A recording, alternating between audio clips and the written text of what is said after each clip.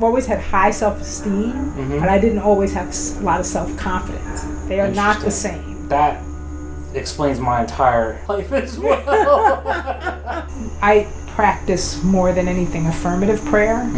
So even when there's an asking, it's from a place of power, not a pleading. The 12 powers of man, which are 12 gifts from God: faith, strength, wisdom, or you could call it discernment, love, understanding, power, imagination, order, zeal, life, remuneration, and there's one more which I can't remember. I used to also believe as a kid that when I was ready, everybody else was pretending until I was ready. It'd be like a surprise, but surprise!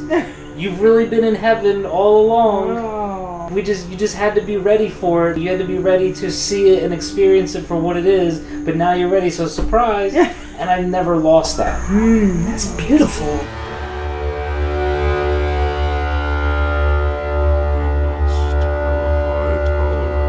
We must have a high tolerance for chaos.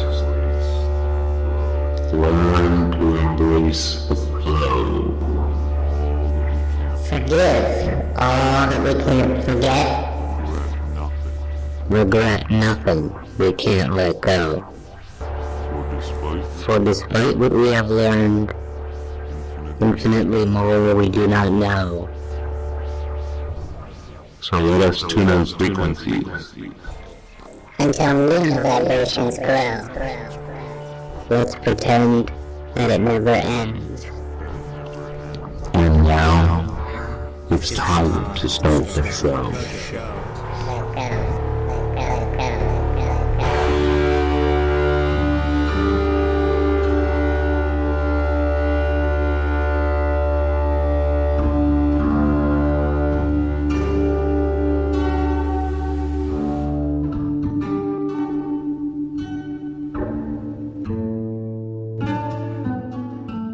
That's why I'm for life extension.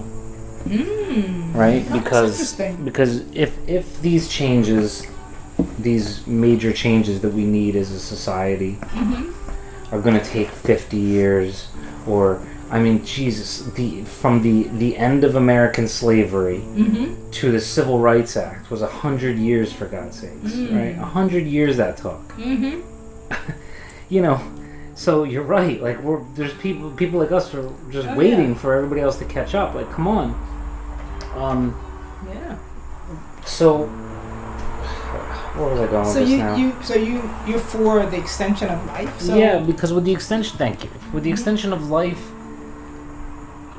you can get more accomplished. An individual can accomplish more growth. Allegedly, or hypothetically, they could achieve more. Learning, whatever it is that you're here to do. If you have a longer lifespan, you could maybe change a career, like for real change a career. Right? I'll do this for 50 years. I'll do this for another 50 years. So you got some space in which to breathe, and you don't feel this imminent death upon you. Or maybe you extend life indefinitely, and you can just choose when you're ready to go. Maybe. And then along with that is societies can better long-term planning for the future. Because that's the problem with these people that are, quote, what we said, woke, but nefarious, right? Is they don't care about long-term planning for the future. Because they know they're going to be dead unless they can figure out the life extension technology. So they have no vested interest in but when you live for 300 years or 500 years, then suddenly you're going to start to make longer term plans as a species, as a planetary species. That's interesting. Yeah. Would you want to extend your life if you had the ability to do so? Yeah. I mean, it would depend on quality. But sure. Why not? I mean, I don't know what that would be like, though, because it could... There was a Kurt Vonnegut novel. Have you ever heard of Kurt Vonnegut? I have, but I haven't read any of it. Science fiction writer. Yeah, You know, I haven't read any of this. No, he's great. You'd like him. And some of his stuff is short, but he did. He used to write serial stories in a magazine. Like that's how he started in the 50s or 40s or whatever it was. And so they took all those stories and they put them together into a book called Welcome to the Monkey House. So if you're looking for a good introduction, but there was one story where all I remember is the premise, but the premise was people lived longer, just like we're talking about, but there was no room, and so entire generations lived under, like an apartment complex, which happens today. Yeah. I mean, so he was definitely seeing what was on the horizon. That happens today, but this was, I guess, just more of an exaggerated version of that. Yeah. Like the grandfather, because of the hierarchy, had all of these freedoms and rights and privileges, and the other people were so bitter and pissed off because this guy die already? He's a drain. So yeah, I don't know. That's interesting. Yeah. A lot of things would have to happen if we extended lives. We'd have to change how we live physically, how we live on this planet, where we live. Yeah. And we'd have to maybe colonize other planets and whatever it takes. Yeah. Huh. I don't know though. Interesting. Are we going to even be in physical bodies? Who knows? Well, yeah, let's talk about crystalline bodies. Crystalline bodies. Yeah. Is that the next phase of our evolution? I hear people talking about that. Yeah, that our DNA will morph and will move into our crystalline bodies, which are apparently bodies we've kind of had before. Interesting. So I'm not really sure what that looks like. To me, it kind of feels like that might look like a hologram. I mean, they say some people say we're already holograms, but in a way that kind of makes sense to us. Okay.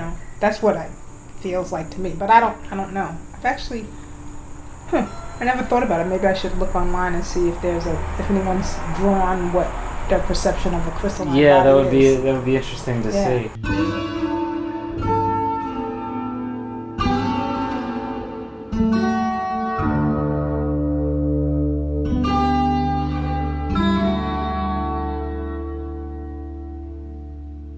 So we already did an hour and a half. Mm-hmm. I don't like these things to get too long. Oh, yeah. One, because people are less likely to listen. Mm-hmm. Two, editing it becomes a big deal. But I did want to ask you about the journey. Okay. So. You're a wonderful human being. Oh, I'm just going to say that. Thank you, Marcus. And I could have felt that off of you probably without the whole Nikki connection. Thank you. We could have met on the street or in a doctor's office or wherever, and I would have felt this off of you. I'm 99% sure. Because real recognizes real. Thank you. I'm working on receiving. That's why I'm just saying thank you. I have trouble with that as well.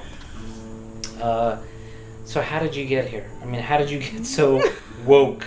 Yeah, well, to some people I'm not woke. Wow, that's a big question. I know. Let's go back and start another hour and a half. Right? Can you whittle that down? Well, did you have if you look back on your childhood in general, was it happy? Oh yeah, it was very happy. Good. I mean, there were some traumatic things that happened, but as a child, I didn't see them as traumatic. Okay. Yeah. That's interesting. So I'm the youngest of 5, and my siblings are much older than me. Well, not like super older, but they're older than me. The closest in age is 8.5 years. Wow. So and my mom was in her 30s, late 30s when she had me, and I was born in 61. So back then that wasn't really common unless you were Catholic with like 15 kids kind of thing, Were you guys raised, how were you raised? My family was intact. Is that what you mean? I mean, because you said you usually find that many kids with a Catholic family. So you guys weren't Catholic? Oh, no, we were not Catholic. Yeah. Yeah, there were just 5. I just meant, most women weren't having kids in their late 30s unless they had tons and tons of kids. Understood. Okay, yeah, gotcha. That's what I meant. Yeah. Yeah. No, I grew up Baptist. Okay. And I grew up in New Jersey, but but because I was so much younger, I didn't have just one mom like my siblings. I have 3 sisters and a brother. Yeah. So I had 4 moms. Wow. Okay. And the significant things growing up is my dad died when I was 6 years old. Oof. And at the time, my family, well, I don't know if you can do a good job explaining death to a kid anyway, but my family was very good at not explaining a lot of things. And I didn't put my finger on it till later, but I was an intuitive child. So I would know things were going on, but because they didn't really talk, I didn't really, I wasn't, all the time I didn't know what was necessarily happening, right? Sometimes I might have been like, oh, I know what's happening, and other times I wouldn't know. So then I would question the times that I thought I knew, okay. right? So, but that's what people did back then. They didn't sit down and tell their kids as much as some families do now. Right. But so I didn't really understand. I mean, I knew he wasn't coming back, and they talk about. I think they might have said he's going to heaven. I don't quite remember, but I do remember something that was significant is at the church. So my family, they have open casket funerals. Where it's open for a little while and then they do at some point shut the casket. Yeah. And so I was sitting in a row, sitting next to my mom, or at least this is the way I remember it. I was sitting next to my mom. I was on one side of her. My brother was on the other side, and my siblings, and they were all crying. And I was like, "Why are you guys crying?" I mean, I didn't say that. I'm like looking at them, going, "Why are they crying?" Yeah. And I probably was crying too because they were crying. But I remember going up to the casket the last time and looking in the casket, and I didn't say this, but I thought this. So I, in essence, was trying to telepathically communicate with my father. And I said, I mean, that's not as a kid, and even as for many years, I didn't think that. I'm telling you how I look back at it now. Now, yeah. But I said to him, "Don't worry, I'll take care of them." And so you were 6? Yeah, I was 6. So, even though, I mean, in lots of ways my siblings, took care of me, and I'm definitely like a kind of a product of each of my siblings. Like there's a piece of me that is like each of them in some ways. Sure. So they each had an impact, but in other ways I did take care of them, and for many years. So even though I'm the youngest, a lot of times they come back to me to like how to get something done or to get an opinion, yet they still treat me like I'm the baby. Like they still introduce me as the baby. Hilarious. So it's a very interesting dichotomy. Yeah, sure. Yeah. Well, you're lucky in a way to have that kind of influence when you're growing up, like to have all of that huge support system. Oh yeah, no, it was that was good. So, I don't look back at that.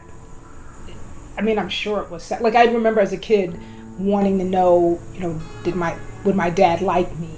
As I was growing up, like would he be proud of me? And I did used to talk to him, and I used to talk to God. So I just always thought they could hear. I don't even know why. I just did. I love that you just said that. I don't even know why I just did, because it's those things that kids know innately, without question. Yeah, but I mean, I did that until my teens and stuff. I just did it, and I didn't let other people know I was doing it though. Why? Because I thought that would be odd and weird, and other people would say, "Oh, they can't hear you." Well, maybe not so much God, but Right. my dad. Did you ever encounter anybody growing up that you could talk to like that or ask questions to? Like when you had questions, who did you go to? I'm talking about like, you know, the metaphysical questions. Or was it just not something that was... I don't think I asked them. Yeah, it's so fascinating to me. Nikki had the same experience. Yeah. Well, but different, though. Right? I mean, same experience in just not feeling comfortable asking them those kinds of questions. Yeah. Which is hard for me to understand. Because I would just ask anything. But you have to remember, I also said my family, there was a lot left unsaid. Right. So I already knew a lot was left unsaid.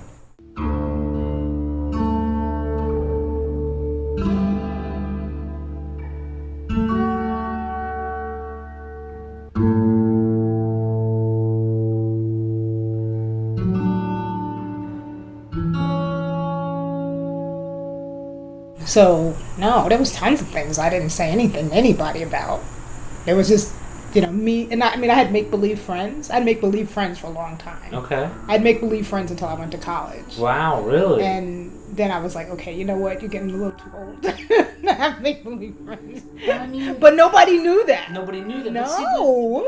Are you kidding? Yeah, but like... As a teen, you'd be like...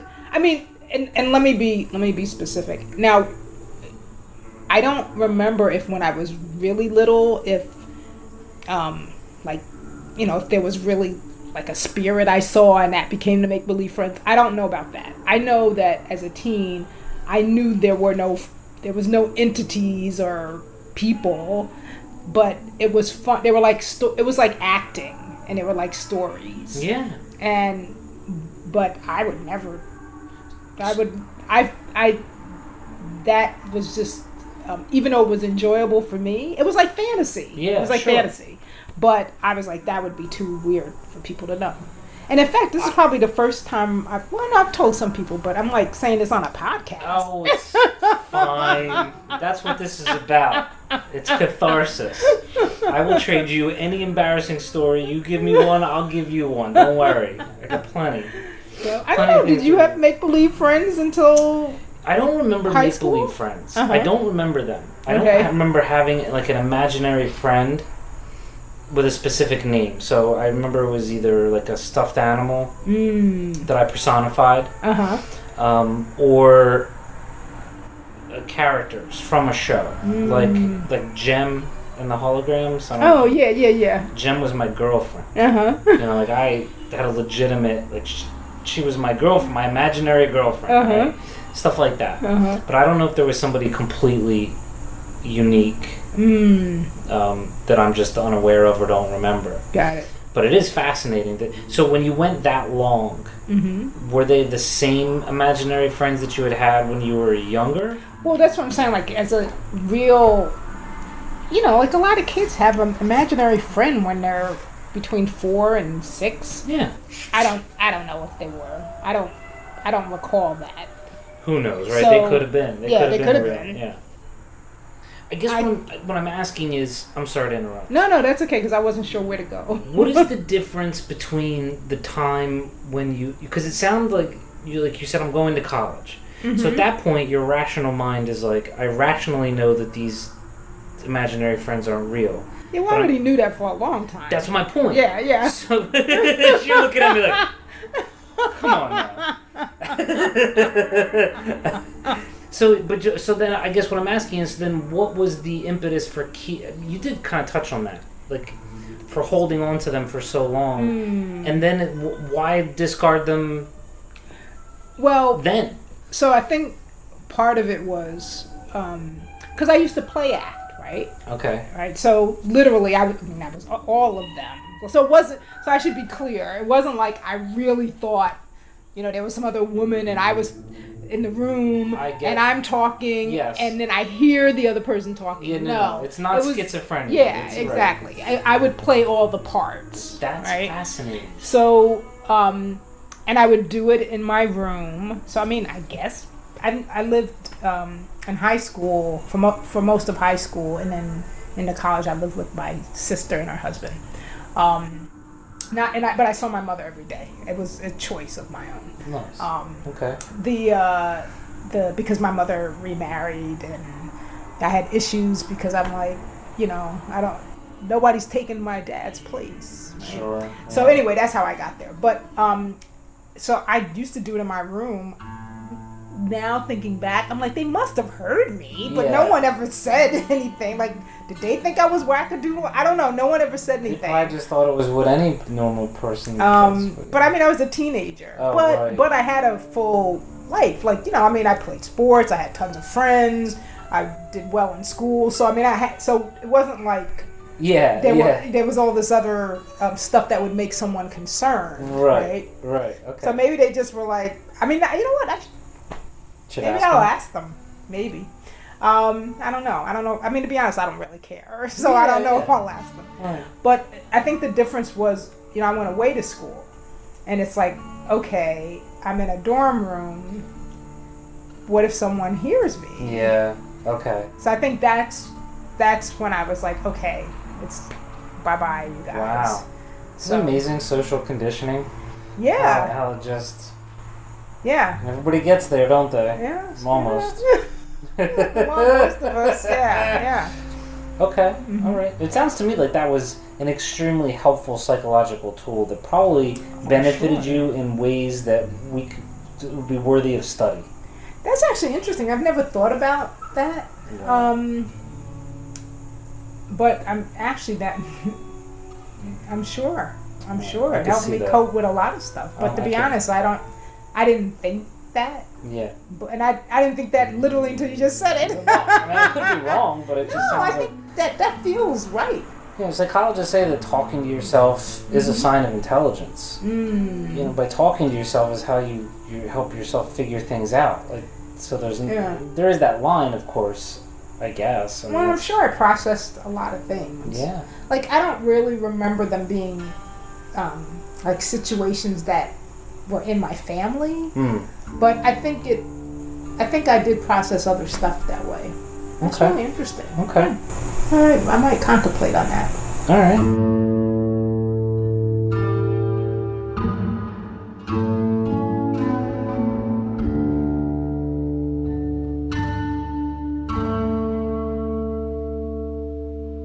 So, but how do you go then from being raised in a Baptist family, which being on the fringes? Yeah, because that's how I look at it, right? Like the Christian Fringes. It's a great way to put it. That fascinates me, right? So how do you funny. How do you get from A to theta, which is where you're at right now? Wow, I don't really know. To be honest, I think there was a part of me that always was. Like I said, that I talked to my dad, and not that I just knew he could hear me. I didn't see. I should be clear. It's not like I saw my dad or I felt him sit next to me or anything like that. I didn't. Those senses were not awake. But I just knew he could, and it wasn't. And when I talked to him, it wasn't like, "Oh, help me do blah blah blah blah blah." It was more like, like, how would you feel? Like, would you like me? And or I did this today. It was more like that. It wasn't. Ooh, help me get through this situation. Okay. So I think I kind of knew, and then sometimes one of my natural forms of intuition is knowing, right? Which I think is clear. Is it clear? I forget the ones. Is it clear cognizance or clear? Anyway, it doesn't matter. I always forget the 5. But I would have knowings, right? I don't know how I knew. I would just know something about a person or a situation. But like I said, when people wouldn't be clear, it was like a lot of times I found I would know something and people would be like, how do you know? You don't know. That's not it. So I would think I didn't know. But as I got older, I saw, well, no, I did know, because later it came back to what I knew. Right? Yes. So,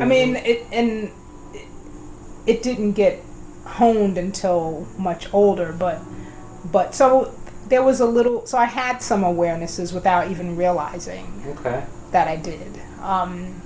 But you know what? I always felt like there was I'm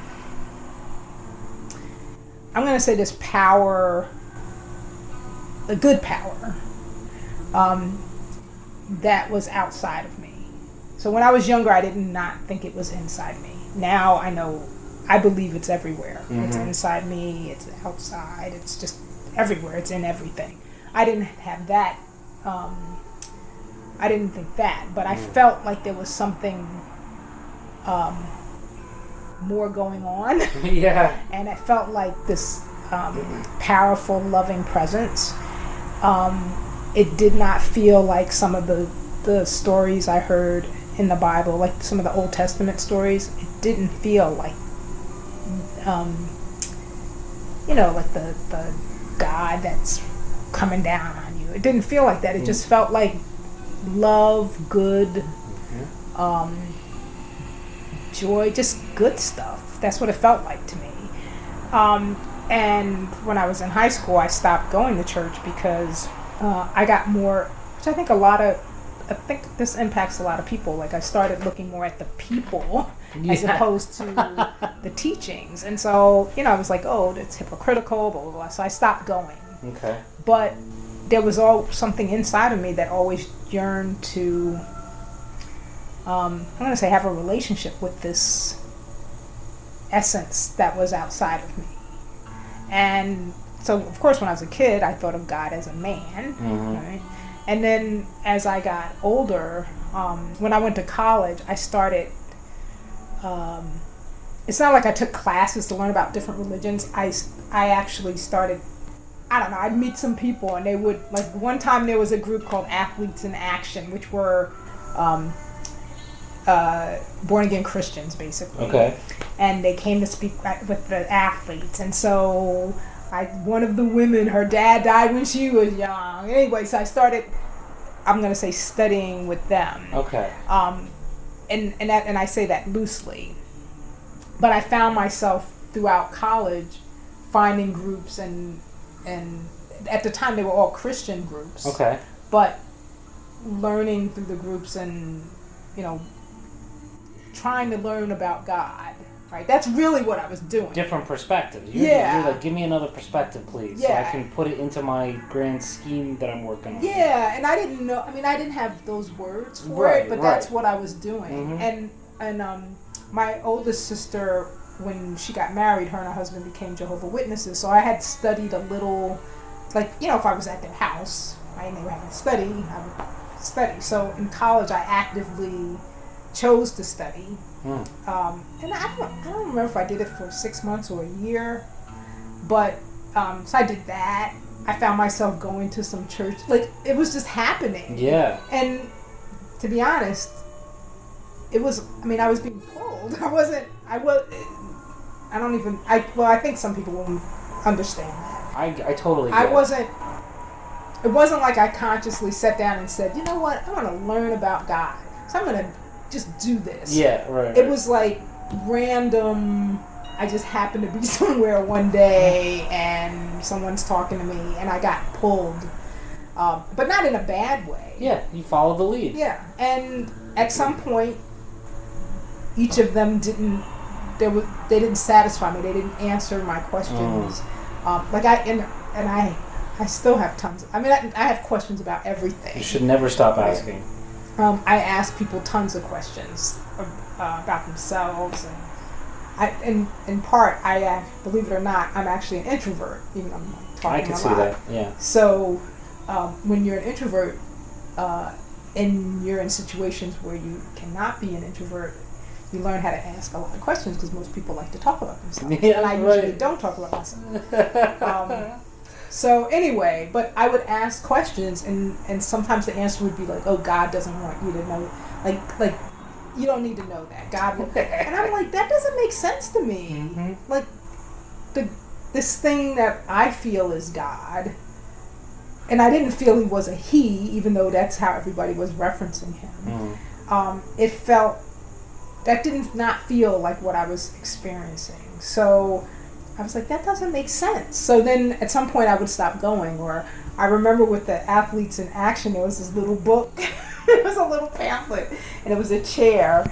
And it showed like if you didn't, how you were if you didn't ask Christ to come into your heart and be a part of you, and like it was all around the chair was disarray. Yeah. And there was the chair after you asked Christ to come in you, and everything was totally organized. And I remember the young lady saying, go home tonight and ask Christ to come into your heart and your life, and I was like, that feels weird to me, right? That's what I'm thinking. Yeah. But I did go, I went back to where I lived and I did it, but it didn't, I didn't have some experience where I felt Jesus come. It did not feel authentic to me. Okay.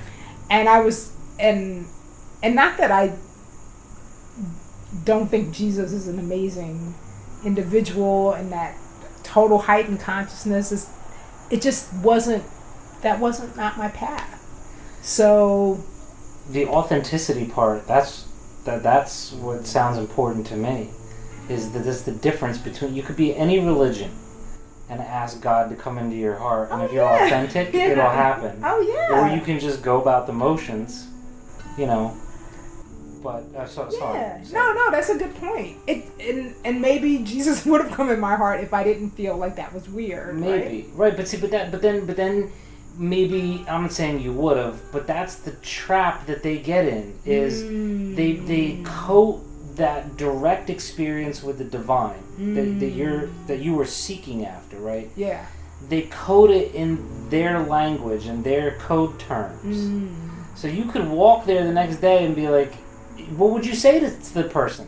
You would say, I felt Christ come into my heart. I felt the thing that you... But it wouldn't... But you know what I'm saying? But it wasn't real. Yeah. Yeah. Like for me. Yeah. For you. Or maybe it was real for you, but the only way that you can communicate that experience to that person is by saying, Christ came into my heart. Yeah. Because you need to put it in terms that they will understand. Yeah. Even though maybe they've never even had that experience. Yeah. They might be saying it just like a bunch of them. Right. Might be saying it. No, I get it. That's interesting. I've also found, and then I promise we're gonna stay on track this time. But I've also found that when you ask,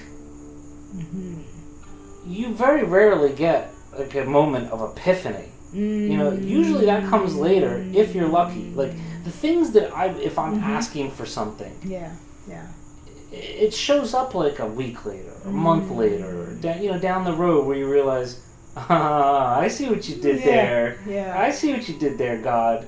You didn't just grant right in front of me, give me this bolt of invisible lightning that made me feel better, but I just let it go. I gave it to you, and look what you've done. Yeah. That's interesting that you say that. I agree and I disagree. I've had tons of experiences just the way you described it. I think the surrender is very important though. I've had some things happen literally immediately and I knew but I was in complete surrender. So that's more important. Total surrender. Yeah. Because there was nothing else for me to do. I did not know what else to do. Right. And so I just surrendered. But without resistance. Yes. So I wish I have not mastered that on command. No, it's not easy. It's not.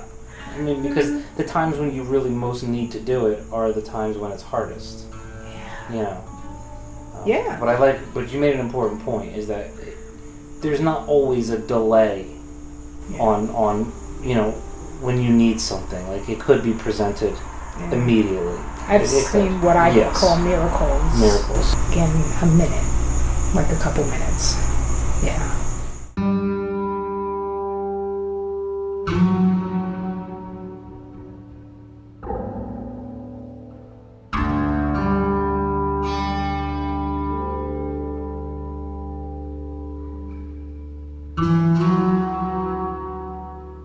So I feel a little overwhelmed. I mean, a good overwhelmed. Like I can feel the feeling right now. Yeah. So was there? Okay, so you're in college. You're still sort of searching around. So I think, and I actually forgot about that. I was dating a guy who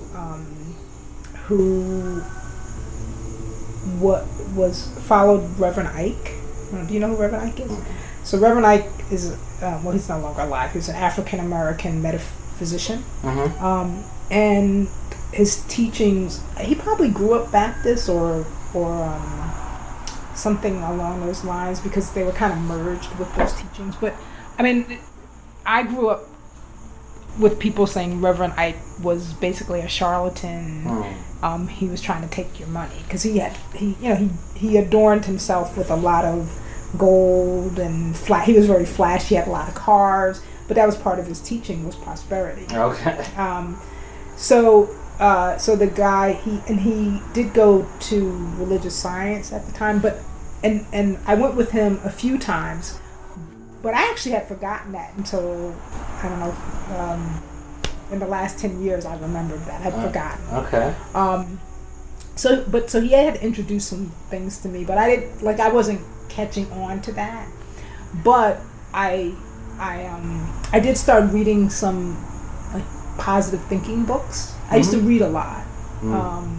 And I remember reading some book like Think Big, I think it was the name of it. So I was getting, and that was of my own choosing, right? So, but I was getting introduced to all these little pieces were kind of, and I didn't realize it, but they were kind of coming together. And then in high school, I met a friend of mine. Her mom was like really cool, new age. Okay. So that's when that got introduced. So that was before college. And they talked about meditation. My friend, and they talked about past lives, which was totally different from my family. That would have been like, the devil. The devil. Right. The devil. Exactly. Devil That's what I'm saying. Yeah. And my friend told me how they would go into meditation, so I started doing it on my own. And I didn't know it then, but I would go into these really deep meditations, and I would travel.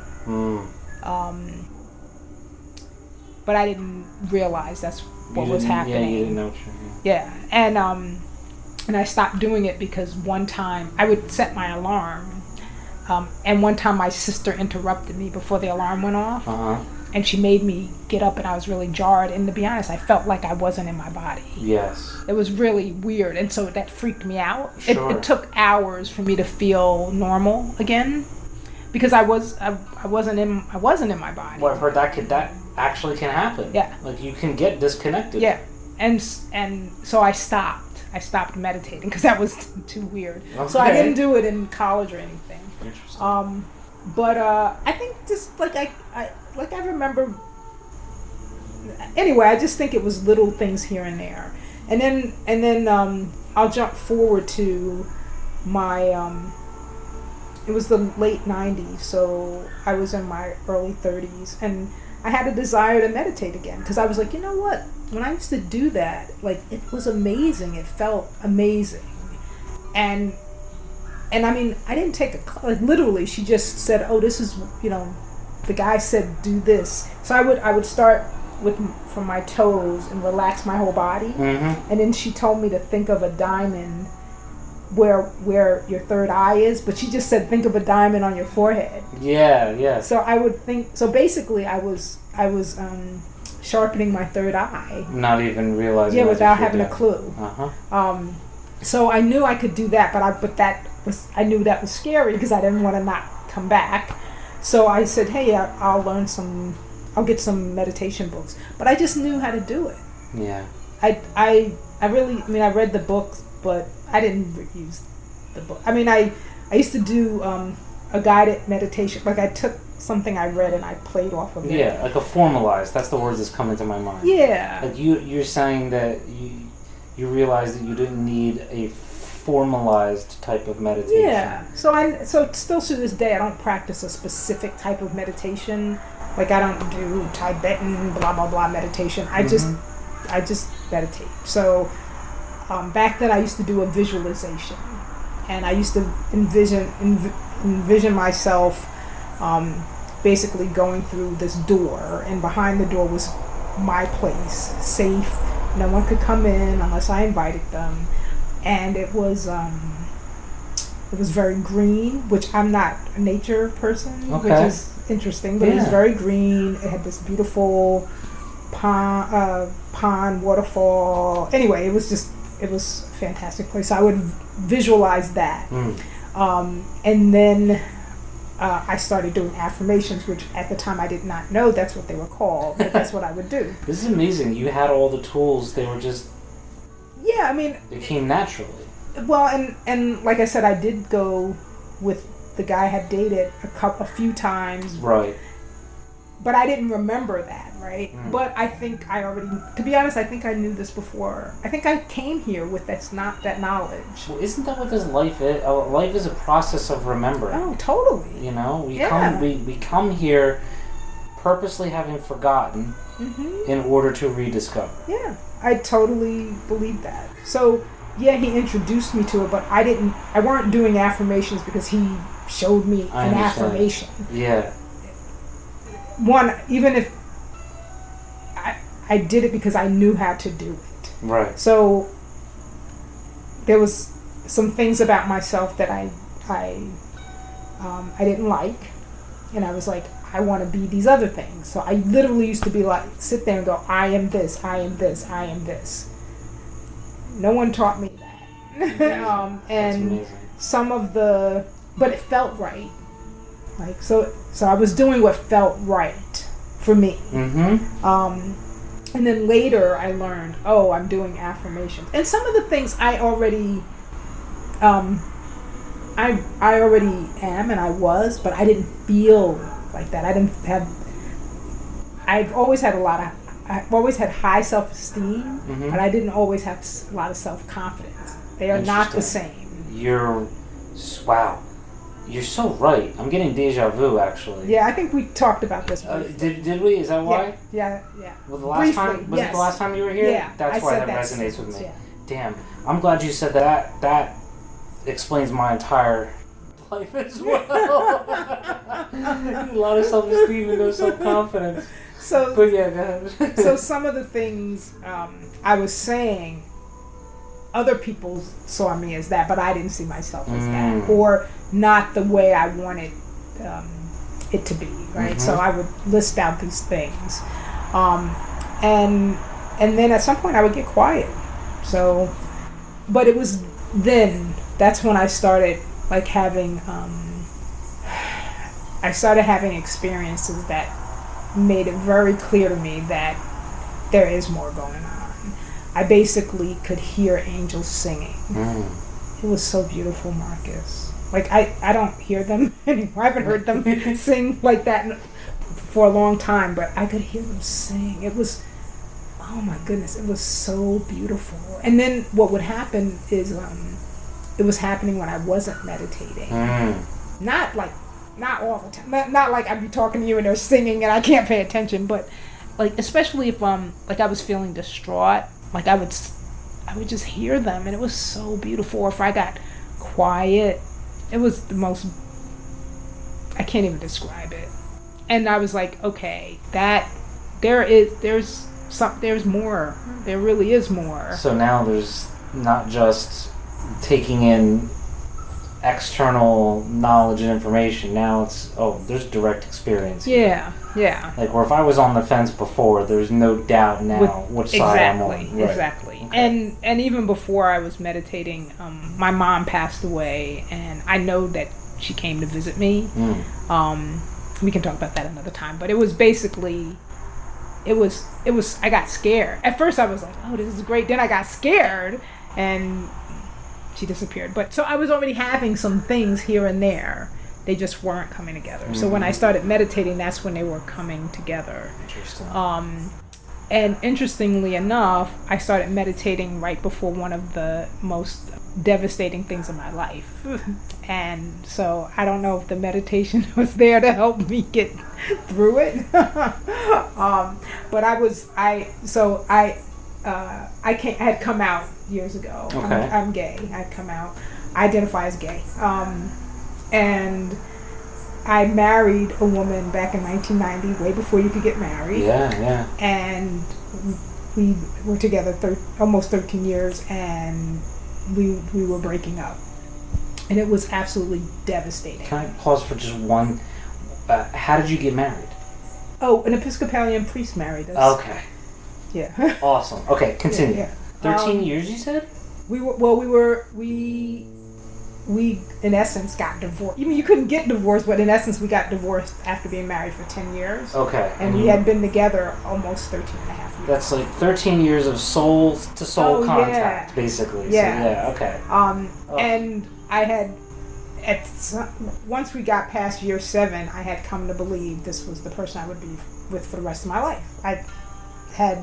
When I was younger in the relationship, I was like, how could you be with somebody for 50 years? Oh my God, that doesn't make sense. But then I graduated to, sure, there's going to be tons of stuff we'll have to deal with, but we'll be able to deal with it. It's just who I'm going to be with the rest of my life. So as we were breaking up, like, it was just, I think my father dying is probably one of the top 3 major things in my life, but it had a total, I had a total different, I didn't really understand it when I was a kid. This was like something totally different. It was so, that was tough. I would say my dad dying, my mom dying, and that breakup were the 3 hardest things in my life. That sounds about right. Yeah, it was devastating. But I was also growing, and this is how I think we as humans work sometimes. There was a part of me that knew we had to break up because I was going somewhere where she could not go. Mm-hmm. Right? I'm talking about consciously, in the consciousness realm. A part of me knew that, but I could not accept. I could not deal with that. So, if it is what it played out the way it needs to play out. But I wonder sometimes if I was able to kind of surrender and just be like, okay, I know this, like, it's okay. Maybe it wouldn't have been so devastating. I don't know. Did you initiate it? No, but initially. So she had she wasn't meditating or anything like that. And at the time, like, she wasn't into God or any of that stuff. But she did think it was cool. Like, tarot cards were cool. I understand where you're coming from. Yes. So she had got a reading from someone. Anyway, I got a reading from the person, and the person told me. Well, I didn't know it at the time, but the person told her we were going to break up. She never told me that until years later.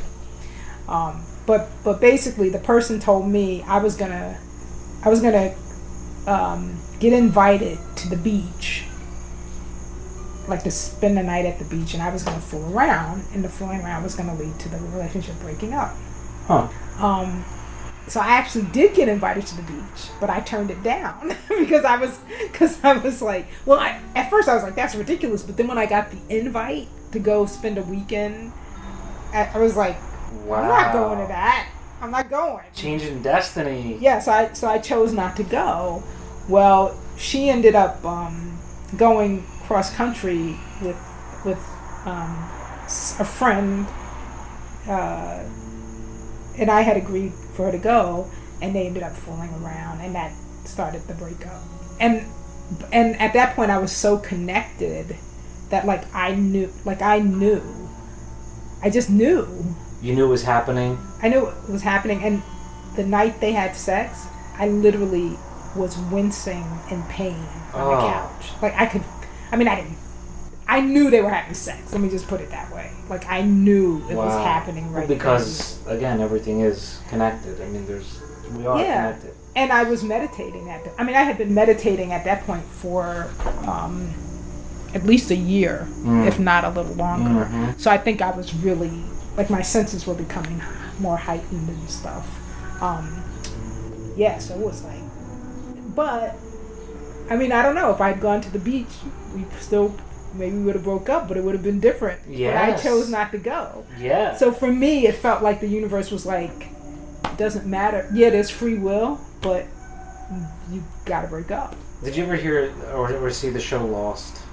You know what? I never watched the whole thing. I watched a few episodes. Okay, so there's just one line in the entire thing. It's one of the characters ends up dabbling in some time travel, and he tries to change something, and this whoever she is, some woman says to him, "The universe is course correcting." So yes, like you said, yes, there's free will, but it's all part of the grand plan. Sorry to tell you that, Lucifer. but your plan, Lucifer, is part of the plan. That's funny. Yeah, but you know, but I like that idea of the universe being course correcting. There's a. And why do you like that? It's a great question. Well, because I guess it goes to my belief that heaven is already here. That it's like a veil that's around us. And I mean, I used to think this when I was a kid. When I was a kid, I used to think, one, going all the way back to what we started, I remember where I was standing outside the moment I realized. I remember the moment when I realized that anything was possible. And I mean fully realized it, like an awakening. You know what I mean? Like, I remember that moment to this day. And so I used to also believe as a kid that when I was ready, like it was everybody else was pretending until I was ready, and then they would be like, you know, it would be like a surprise, you've really been in heaven all along. Like you just had to be ready for it. Like you had to be ready to see it and experience it for what it is. But now you're ready, so surprise. And I've never lost that. That's beautiful. And I really believe that that's what it is. Like we're already here. Everybody's got this conception of heaven is there, right? God is there. When we're acknowledging that God is in us and in everything. Yeah.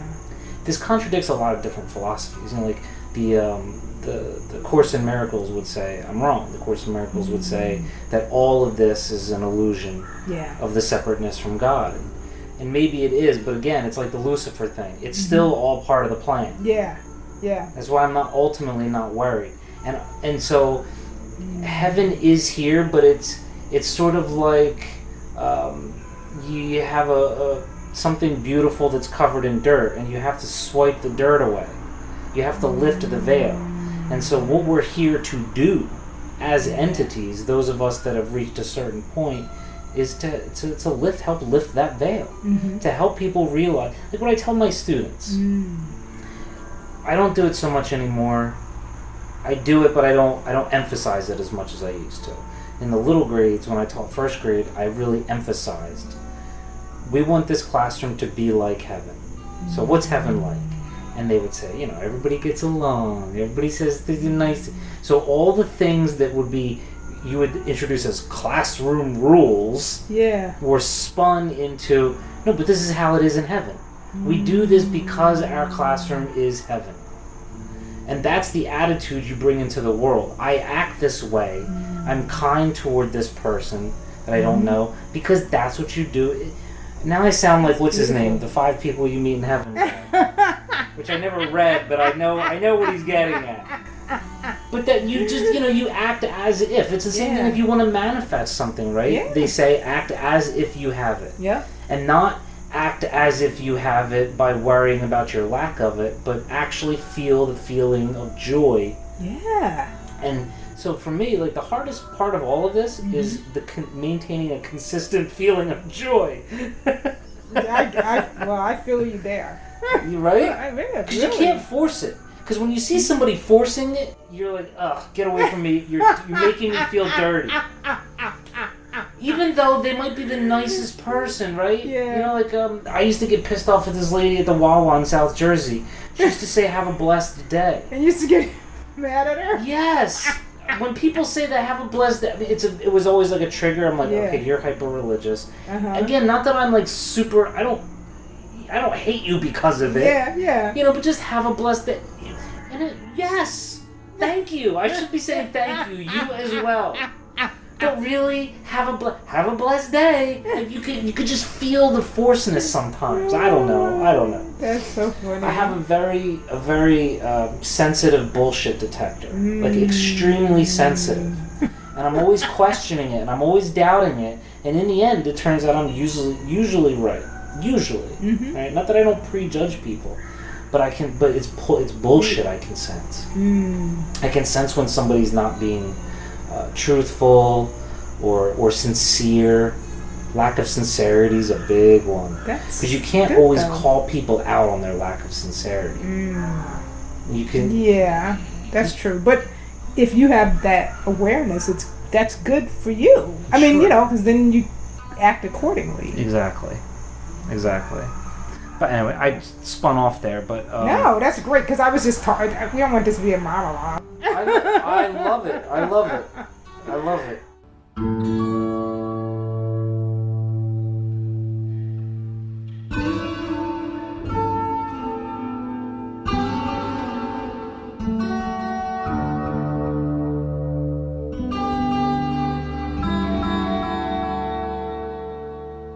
So, I mean, but it just sounds like the whole journey for you was very natural, in a way. That was a big bump in the road. But at the same time, I was finding New Age books, what they called New Age back then.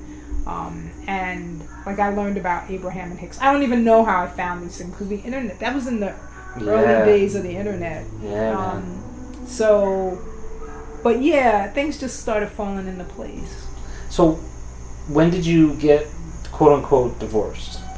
In the 1999.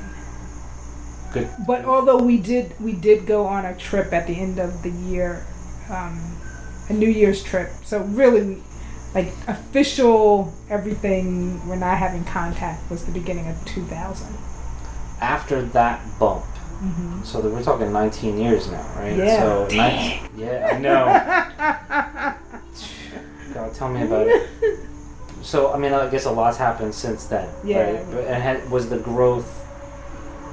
I'm almost going to guess that it was exponential after that? Yeah, I think there were... Well, I think with anything, right? Like, sometimes you're growing rapidly, and then you level off. Yes. And then you grow... And when you're at that level off point, you're like, why aren't I growing? The thing is, I believe we're just integrating all the things that we just... that just happened. Yes, right.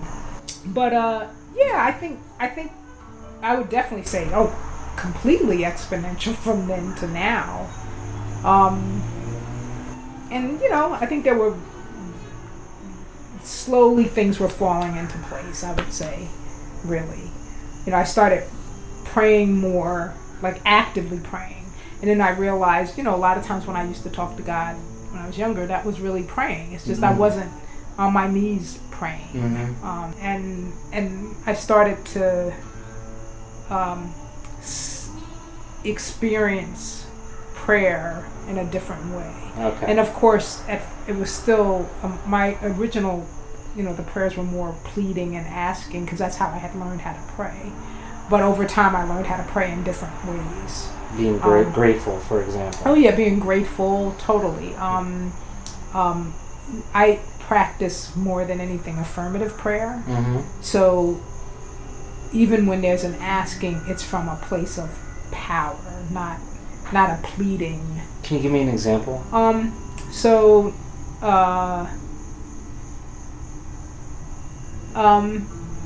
give you, well, no, that's not really, that's a story.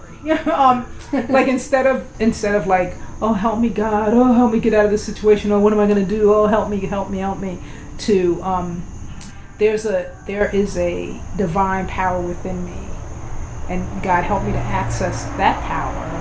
And I know that when I ask, it's given. When I seek, I find. When I knock, the door is open. So I'm asking, I'm seeking, and I'm knocking. And I'm standing in that divine power that is a part of me, that has always been a part of me. So I open up to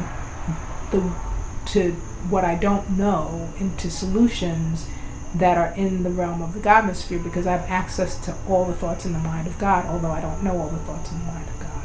So I'm open to that, and we know that it's all good, and so it is. I mean, I wouldn't quite say it that way, but but yeah. It's all well. My friend likes to say, "It's all good even when it's not." Mm-hmm. Right. When we think it isn't. Yeah. When we think it isn't. Yeah. Yeah. Yeah. So more than anything, I practice affirmative prayer now.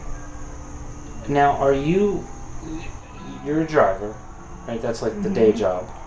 Yeah, I have a company, a production company, that's a video production company. And really? Yeah, and I started the driving to supplement that because different seasons I'm not as busy. But right now I feel like I'm in a transition place, and and the next new me hasn't completely unfolded, so I've been driving more. Okay. So that's why you see me in the suit more often. Yeah, than no, not. I mean, I guess I'm trying to figure out what it is that I know what I want to ask, but it's how to ask it. So, would you say that the spiritual side of you, I hate to say the spiritual side because it's all, but is that the overriding prime directive of your life right now? Yeah. Right now. Yeah. That's what I mean. It's been for it's definitely been something I've grown into. Right. I mean, I used to be in corporate America, and I was a low-level executive in corporate America. And, I ran departments. I had a lot of people reporting to me. I got clients, and all You've that stuff. been there, done that, right? But when I left corporate America, it was to get balance in my life because I didn't have any at the time.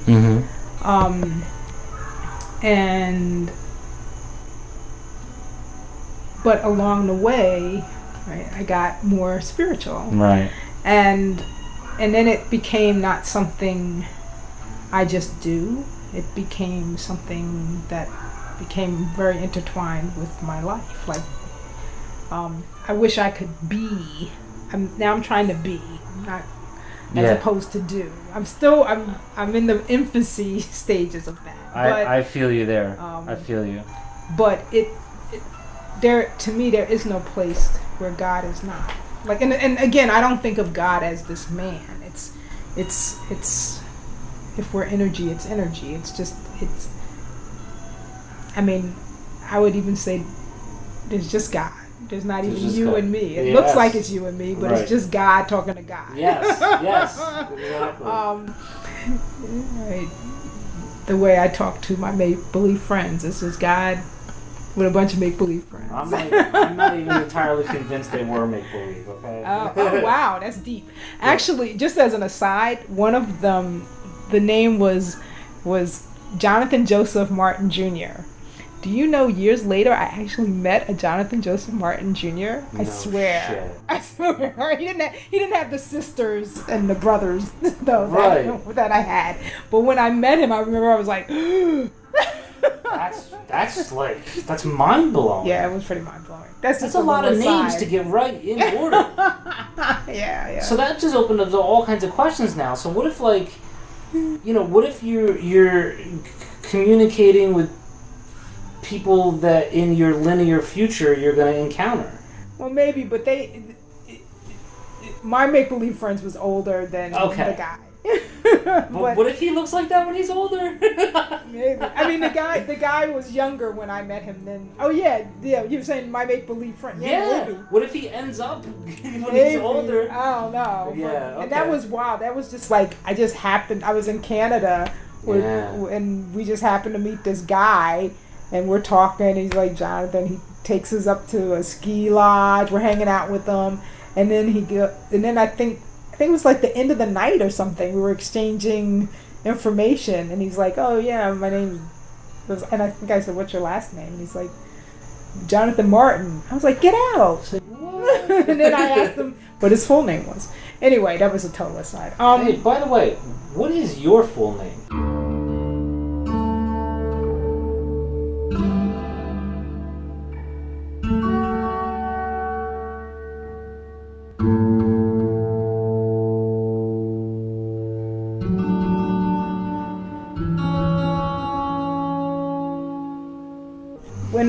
What's your middle name? Anthony. Ah. Marcus Anthony. Uh-huh. But not named after the Roman Marcus Anthony. Oh, okay. Although I do think there's some elements of that personality in me. Like his obsession with women that are no good for him. You know, like, there's definitely that. The Cleopatras of my life. But I was named after Marcus Aurelius. Oh. The Roman emperor. Yeah. Yeah. Oh, Which cool. is why this podcast is... The name that I use is Marcus Aurelius. It's just a pun. Yeah. It's just a pun on Aurelius. Oh, wow, that's Because, cool. you know, you don't want students... They already search me up. Do they really? Oh, hell yeah. Wow. They do. And my friends and I published a book in 2009. Uh-huh. And it's available on Amazon. And back then, I wasn't, again, not thinking... When talking about thinking ahead and worst case scenarios, right? Maybe I should have changed my last name. Uh-huh. You know, because now, at least once a year, even though I tell them not to, and we talk about respecting privacy, I don't look you up. Somebody eventually looks it up, finds the book, which is an adult book. The stories are not meant for children. Yeah. Right? And so... Sometimes I feel like I'm just waiting for the day, because my friend Doug, who's a teacher, he gets it too. Wow. You know, there'll be students that, of course, his kids tend to be older, like 7th and 8th, but it's still this underlying worry that I have. Yeah. That it'll be exposed to the wrong person. Yeah. You know. Wow. But what are you gonna do? That's interesting. We have that's lives. a good point. We're entitled to have lives. Yeah. But Very much. so names, yeah, Marcus Aurelius.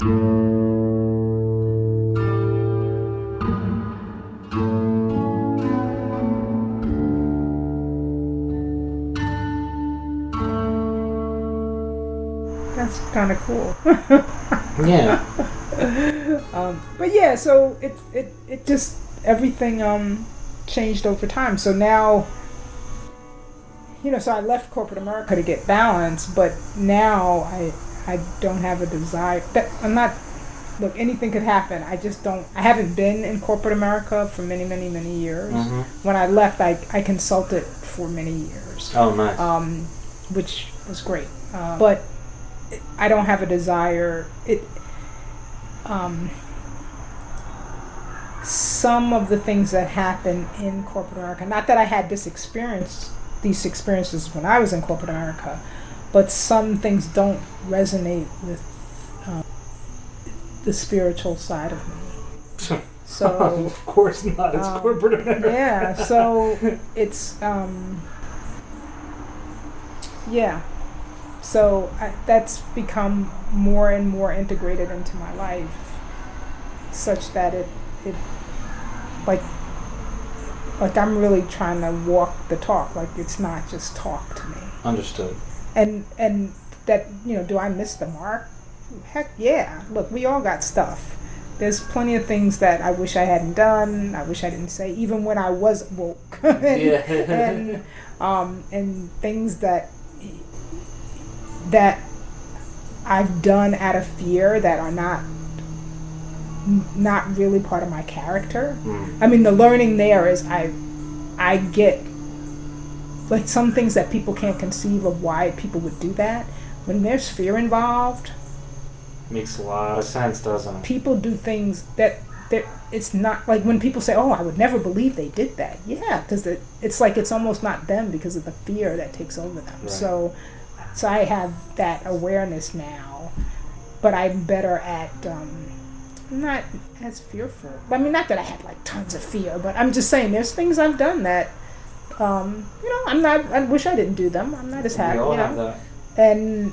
But I realized that, you know, now I don't, like if I feel fear, like I'm more aware when I feel something that's fearful. And sometimes it's good stuff that's scary. Yes. That's a lot of times, right? Yeah. It goes into that preventing yourself from having positive experiences. Exactly. Self-defeating. Yeah.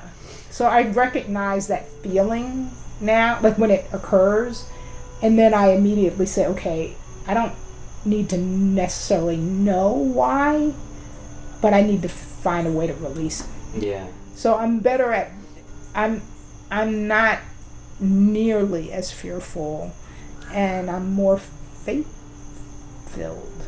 I'm glad you said that. And not that word is kind of bastardized, but I mean, I believe we came here with faith. I believe it's a part of us. Just like I believe we have, there's something called the 12 Powers of Man, which was introduced by Charles Fillmore. Well, actually, I think it was introduced to him by someone else. It was called something different. Okay. But he popularized it as the 12 Powers of Man, which are basically, there's another book called Our 12 Gifts from God. And they're, let's see if I can remember them all. It's faith, strength, wisdom, or you could call it discernment, love, understanding, power, imagination, order, zeal, life, remuneration, and there's one more which I can't remember. Damn, 11 out of 12 is not bad. Good. But so the concept is that they're a part of us, just like the concept of God being inside of us, right? That Christ is in the Christ consciousness. Jesus walked the Christ consciousness, but the Christ consciousness is something we all can achieve. It's within us. Yes. And these gifts, we were born with them. So we don't have to get faith. We just need to learn how to activate our faith. Yes, right. So it's learning how to activate those powers and activating them at the appropriate moment. So if I need, and I actually prefer the term understanding instead of understanding. Cool. But if it's a time to understand, if I'm activating order, divine order, well, that doesn't work. I need to understand, or if I need to access an internal strength, right, to hold steady, but I'm trying to activate wisdom. Well, it might be helpful, but it's not exactly what I need. And a lot of times things work in tandem. Sure. But again, it's learning how to activate them and how to utilize them and utilize them together. And so, 12 comes up in a lot of religions, and those 12 powers are associated also with the 12 apostles or disciples. And so Peter is faith.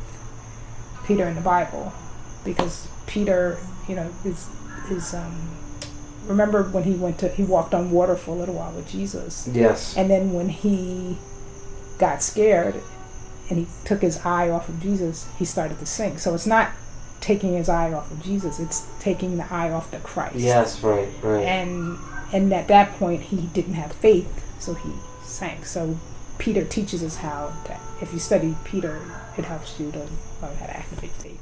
Anyway, so I mean, we can go on and on. No, that's fascinating. I didn't know about that connection. But that's looking at the Bible from a metaphysical perspective. So you can look at it from a million different. You can. Yeah, which is great. Yeah. And I resonate with metaphysics. So, anyway, so I'm at a point in my life where I'm, not that I don't make mistakes, but I really try to live. If I'm talking about this, I'm not just talking. Like, I really try to activate faith, and in situations where it's just me and God. Yes.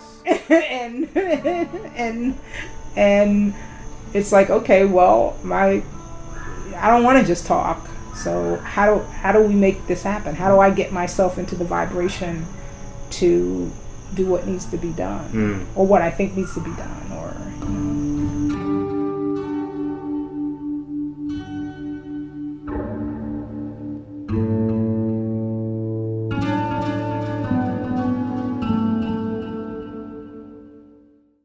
I will share. Can I share one story? Of course and then, you can. And then I don't want to go on This and on. is great. But, Keep going. And whatever you.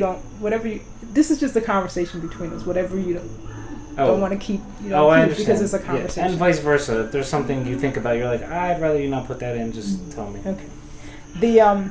So I used to own a home in Maplewood, and I didn't realize it, but one of the trees in the backyard, the roots had weakened because of Hurricane Sandy. Okay. And I don't know. I think it was like almost a year later when we had this really bad windstorm. Do you remember that? Yeah. Yeah. Yeah. So I would work from home a lot, right? So for whatever reason, I was down in the kitchen and I was looking out of the window, which, like, that is something, not that I don't go in the kitchen, but I would never, that wasn't my thing to go in the kitchen and look out, like stand there looking out the window. All right. But I'm standing there and it was really we had those really high winds, and I noticed that the tree is rocking from the base. Wow. And I was like, oh my goodness, that tree is gonna freaking fall. And I was like, it's gonna fall and it's gonna hit the house. Mm-hmm. And I was like, oh my goodness. I was like, So I get on the phone. I'm trying to call a tree guy so I call a couple guys that I knew, and they were all like, we can't come over there. There's trees getting knocked down all over town. Yeah. We can't get there. I call the guy who did my lawn, and he comes over, and I'll never forget, he goes in the back, he's like, that tree's gonna fall, it's gonna hit the house. I'm like, thanks a lot, Jose. Like, thanks, like, you already know that. Can you help? Is there anything you could do? And he's like, well, let me call my brother, he's done some tree work. He's like, there's no way we're gonna cut the whole thing down, but maybe we can cut back some branches so it doesn't hurt the house when it falls. So he takes off to go, find his brother. And I go back in the house and I'm like, that tree is not waiting for Jose to come back with his brother. That tree's gonna fall. And so I call. There's a 24/7 prayer line called Silent Unity. Okay. It's been around for over 100 years. In fact, Unity, which is a New Thought religion, New Thought movement, that church or that religion, well, New Thought's the religion. The church, there's Unity churches all over this country and other countries. They were birthed out of prayer. It started as a prayer ministry, basically. Wow. And the wife of there were co-founders, a husband and a wife. The wife healed herself of tuberculosis and something else, is literally by prayer. That I know about. Yeah. So I was like, I'm sitting there like, I don't know what to do. So I was like, hey, I'm gonna call the prayer line. So I call the prayer line. And I'm there watching this tree, and I tell the lady what's happening. Well, this woman goes into this ferocious prayer. I mean, she is praying down. She's like, I don't even know what she was saying, but you could feel it, right? She's like, she's like, right before she started to pray, she's like, well, what do you want to pray for? And I said, let's pray that the tree doesn't damage the house, because I was like, it's gonna hit the house for sure. And I was like, let's just pray it doesn't damage the house. And then I went, wait a minute, no, that's not the prayer. And I don't even know where this came from, but I was like, that's not the prayer. I said, let's pray that no one gets hurt and that the tree doesn't get hurt, because the tree is a part of God. Like we're all a part of God. So she launched into this amazing prayer. We hang up.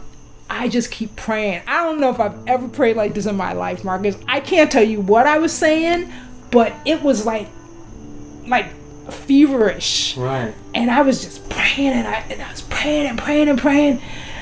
And again, just praying out love, basically. The tree starts to fall.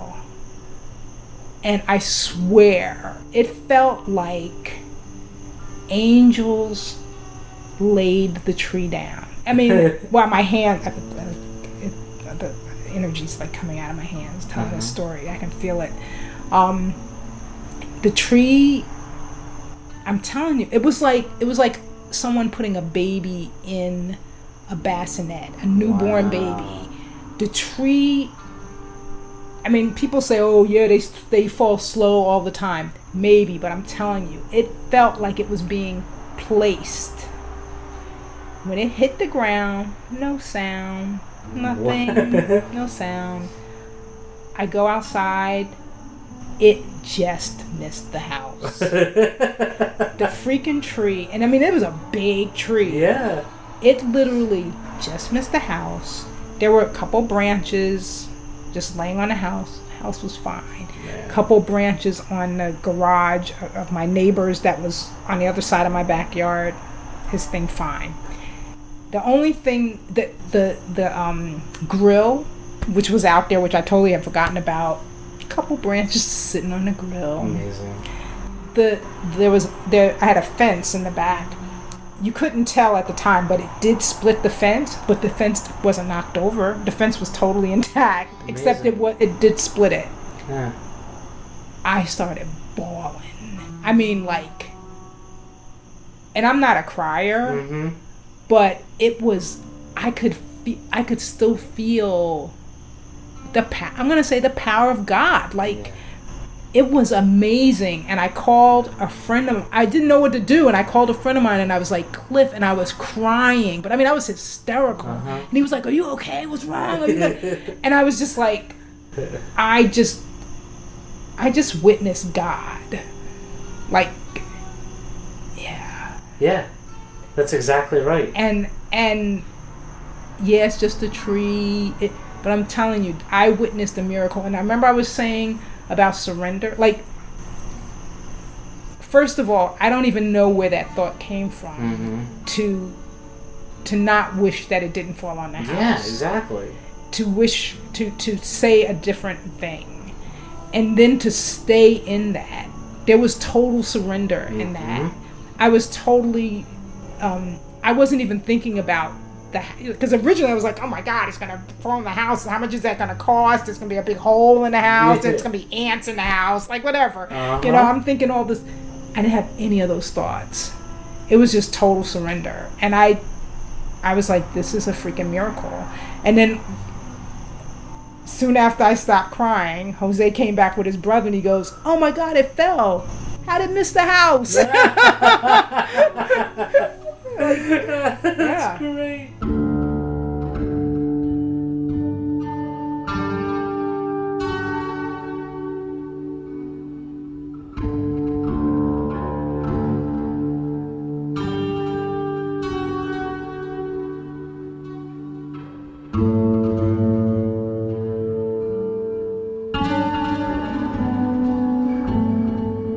So anyway, I just felt called to share that story. That was perfect story to wind down with. Yeah. I mean that because it encapsulates a lot of what we were talking about. Yeah. Just that one story. So when you experience, for me, right, and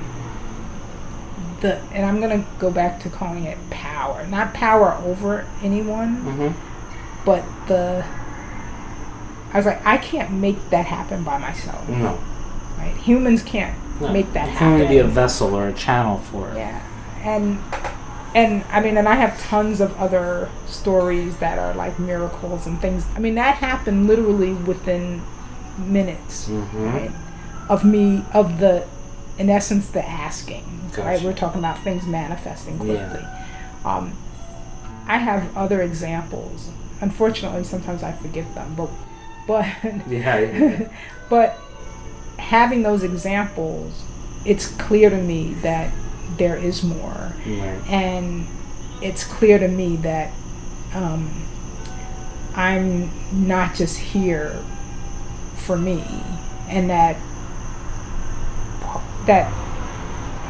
and this goes back to when we were talking about do we talk about guns or not? Do I have those conversations? Do I post that on social media? I'm part of why I'm here is to love and to be peace. And not that I'm always peace, but I try to incorporate that in my life. And I am here, I'm here to pray. I'm here to love. I'm here to help people love themselves. I'm here to help people see that that they have divine power within them, and it's not power over anyone, but that they can access this love. They can feel the love that's always for us, and I try to live my life as much as possible with that. But you know, like I said, I have my own issues. I'm not always successful, especially when it comes to family, when you got to really work stuff out. Oh, family's the toughest one, right? Yeah. But anyway, that was beautiful, and look. Not that you need to hear any kind of external validation, but your reputation precedes you. Whatever you're doing it right. So continue. I mean, I barely know you, right? I mean, this is the longest conversation we have had by far. But the effect that you've had on Nikki, that friendship, is incredible. Really, I can only imagine that that's how you are everywhere else in your life. Well, thank you. She's had a big effect on me too. Really? But no, that's true. Well, and thank you. It's been I'm not what they call a spring chicken, so you know, sometimes I wish I knew this, you know, when I was 15 or when I was 25 or when I was 35. Because it is possible. Oh my goodness. That's the thing. I see people I have friendship. Well, Nikki is in her mid-30s. Yeah, she's figured a lot. Yeah. And even, you know what gets me too about her is she figured out a lot just in the time that I met her. You know, it took me almost 42 years to get to this point, and I didn't I would say I made real progress in the last 5 years since meeting her. But, well, I guess that jives. Because it's really not a time thing. Oh, yeah. But just the amount that she has grown and changed in 5 years is incredible. Yeah. And then today's the anniversary of my dad's death. Oh, I didn't know that. Yeah, so it was fun. Well, that's the thing. Is I was telling Devin this morning, oh, that was 6 years ago, 2013. No, it wasn't. It was only 5 years ago. I'm like, oh my God, that was just 5 years? Is that right? Maybe I'm not right.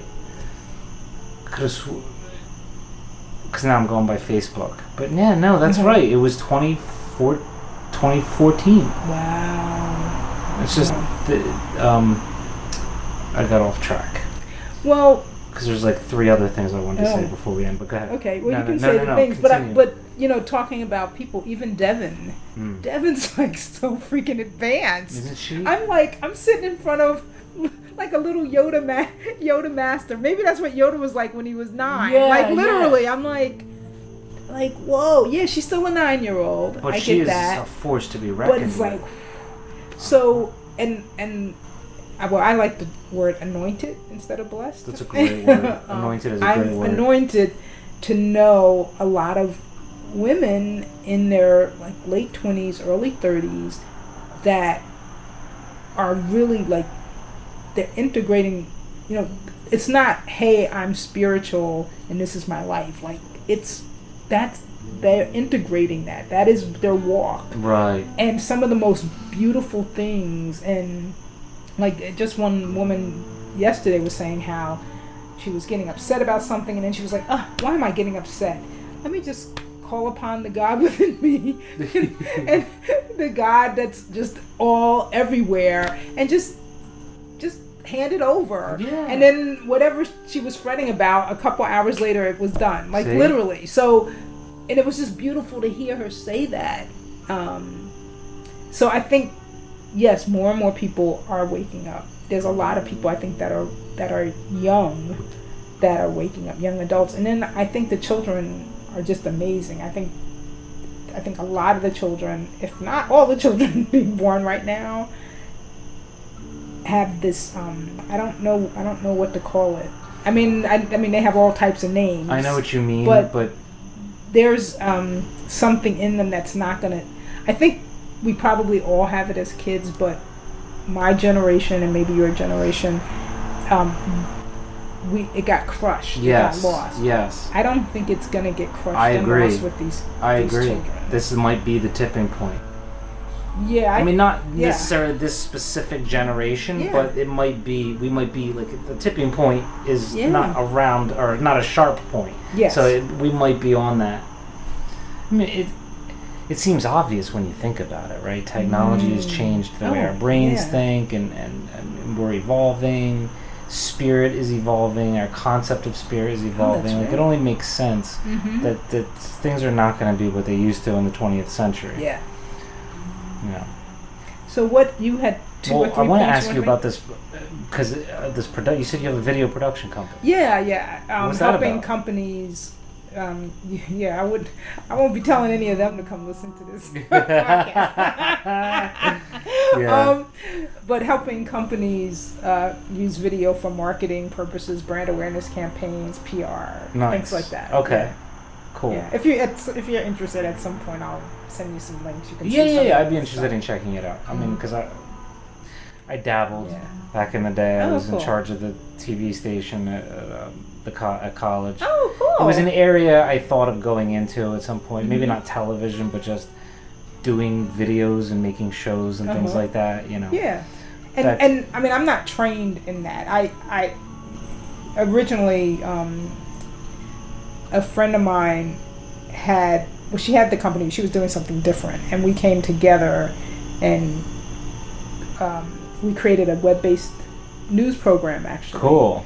And then from that, it morphed into doing videos for companies. And so when really, to be honest, I'm a consultant. I've always been a consultant.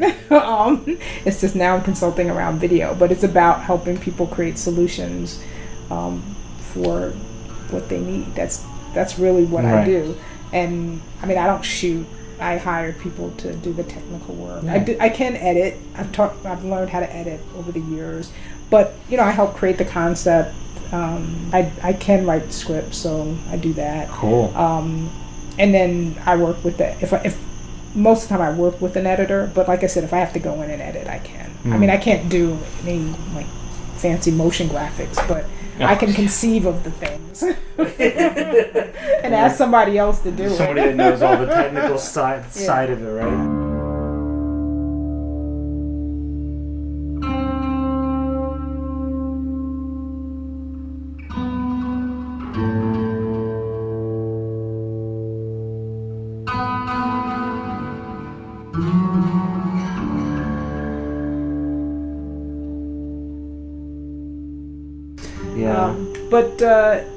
And then you had two other things you wanted to say, or? I think 3 was just the number that shot out. There is one of the only thing it's kind of a moot point now. But you were talking earlier about how did you put it?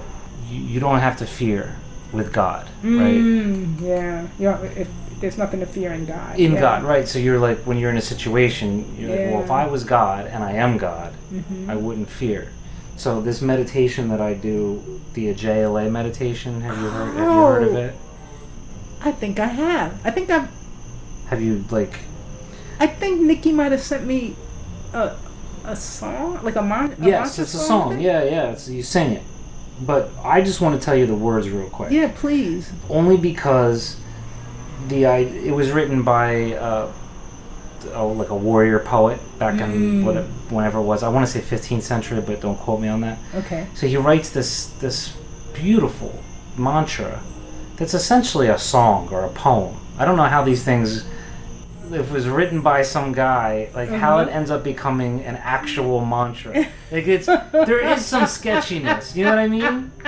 Like, this guy sat down one day and wrote a beautiful poem song. Yeah. Is what he did. But okay. And it works. It works. But I won't read the word. I'll just read the translation, because what it is they're adjectives that describe the divine. So the idea is that by chanting it, you are sort of reminding yourself or integrating within yourself the qualities of the divine, which are invincible, indestructible, fearless, unchanging, unformed, unborn, imperishable, etheric, unbreakable, impenetrable, unseen, unaffected, undying, merciful, indescribable, uncostumed, Nameless. Yeah, that's a good one. Nameless, desireless, unfathomable, incorruptible, unmastered, destroyer, beyond birth, beyond silence, beyond love, beyond color, beyond form, beyond shape, beyond karma, beyond doubt, unconquerable, indescribable. And so, yeah. Wow, that's beautiful. I felt that. And that's the divine. Like, that's, we can be that. Oh yeah. In our lives. Totally. I don't know how to end these things. So, do you have any final? Do you have any questions for me, or anything that you want to say before we wrap up? At some point, I don't know You if can you've ask ever me. done one, but at some point, it'd be nice to hear about your journey. Yeah, sure. So you maybe should do a podcast about your journey. I need somebody to interview me. Well, then. I'd love to interview you. All right then, it's a deal. Because that We'll do sounds that. exciting. I would love to do that. You might be regretting what you just agreed to, because I'll. I don't think so. I don't think so. No. I think I'm complete. I just, I think, and I'll just say a couple things. I think we're at a really great time in the history of the world. And even though, and I've said this so many times, there's a lot coming up. There's a lot of, I call it the muck. The muck is coming up. But it's coming up for us to clean it and clear it out. I really believe that. So, yeah, we look outside of ourselves and some of the things don't look great. But it's really, I think, for us to clean and clear. And that all starts with ourselves. Yes. I heard the term involution. Yes. And which I loved, and the person was talking about involving, and I was like, so is there an evolving, like effect and effect or something? Anyway, I haven't thought about it. I haven't contemplated that yet, but that thought came to mind. But I like the term involution, because I'm like, you know what, it's not just about the evolution, it's not just about the outside of us, it's really, it all starts with us. It's an inside job. And so I think we're also seeing in our lives a lot of stuff coming up to be healed. Yes. And I think the frequencies that are being offered up by Mother Earth and the planetary alignments and all the things that are non-physical are here to help us to do that. And I think as we do that, it gives us opportunities to expand our consciousness. I don't think that's the only way to expand our consciousness, but I do think that that's happening. So I say all of that to say, everybody just kind of hang on, and if you feel an inkling to go to the left, go to the left. Like, there's a lot of love that is always around us that we've yet to learn how to access. There's a lot of things that we've been taught that are not truth, and that if we were taught differently, we would have a different relationship with ourselves as well as other people. But if you're feeling any inclination towards any of that, just keep moving towards it, because I think the universe really does want to give us everything. Well, it'll pull you, right? Yeah. If you push a little, it'll pull you toward. And I really do believe when you take 2 steps towards it and your desires, that the universe takes 10 steps towards you. God does. I really believe that. And no matter what anyone shows me, I've just seen enough that I believe that. So hopefully, I'll just leave people with, some hope, knowing that you don't have to get faith. You can just activate the faith you already have. Thank you, Shea. Thank you. Thanks very much for being on. Yeah, this was fun.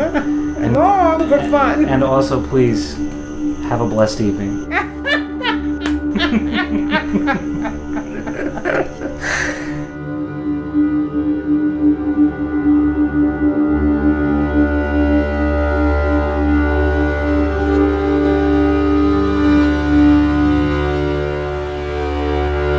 It's very powerful having a positive family, the power of the prayer, and God, plus the positive atom. All those things mean so much that gets you through life. We covered all the important stuff. That's right. So now let's cover the unimportant stuff. It's a microcosm of all of the pain of the United States. Oh. You see, getting these moves. We left off on a specific thought thread. You don't remember where we ended it, huh? I'm not sure I remember what I did yesterday. No, I'm just kidding. When you're in the moment, there's only this moment. I guess tune in next time when I have some interesting shit to talk about. Other than that, I love you. I love the world. Peace out.